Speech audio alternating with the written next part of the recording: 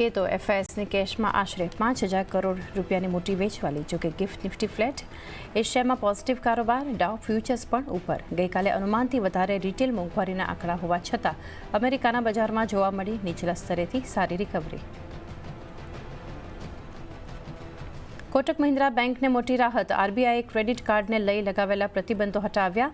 નવા credit card બહાર પાડશે બેંક. ઓનલાઈન અને મોબાઈલ બેંક ચેનલોથી પણ બનાવી શકાશે ગ્રાહકો. એપ્રિલ 2024થી લાગ્યા હતા કોટક મહિન્દ્રા બેંક પર પ્રતિબંધ. તો વોડાફોન આઈડિયા માટે નવી મુશ્કેલીઓ. દૂરસંચાર વિભાગે માગી 6,090 કરોડની બેંક ગેરંટી. 10 માર્ચ પહેલાં જમા કરાવવા કહ્યું. CNBC બજાર એક્સક્લુઝિવ. ત્યાં જ કોનકોલમાં આગળની ફંડિંગને લઈને નથી આપી કોઈ ટાઈમલાઈન. એનાલિસ્ટોની સલાહ, ફંડિંગ ન મળવા પર આવતા 1.5 મહિનામાં પૂરું થશે કેશ.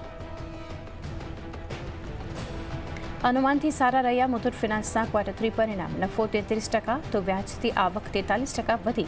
ક્રોમ્પ્ટનના પરિણામ પણ આશા કરતાં સારા. નફો 28% વધ્યો. માર્જિન્સ પણ સુધર્યા. ત્યાં જ 8% ઘટ્યો ભારત ફોર્જનો નફો અને એબિટા માર્જિન પર દબાણ. આજે આવશે નિફ્ટીની કંપની હિન્ડાલ્કોના પરિણામ. 50% વધી શકે છે કંપનીનો નફો. માર્જિન્સમાં પણ સુધારો શક્ય. સાથે UBL અને મનપ્પુરમ સહિત વાયદાની 5 કંપનીઓના પરિણામ પર રહેશે ફોકસ. મોંઘવારી મોરચે સારા સમાચાર. જાન્યુઆરીમાં રિટેલ મોંઘવારી 5.22%થી ઘટી 4.31% પર આવી. પરંતુ IIPની ગતિ પડી ધીમી. ડિસેમ્બર IIP 5.2%થી ઘટી 3.2% પર. અને 2 દિવસની US યાત્રા પર પહોંચ્યા PM મોદી. અમેરિકી રાષ્ટ્રપતિ ટ્રમ્પ સાથે આજે થશે દ્વિપક્ષીય ચર્ચા. એલન મસ્ક સાથે મોટા બિઝનેસ લીડર સાથે પણ કરશે મુલાકાત.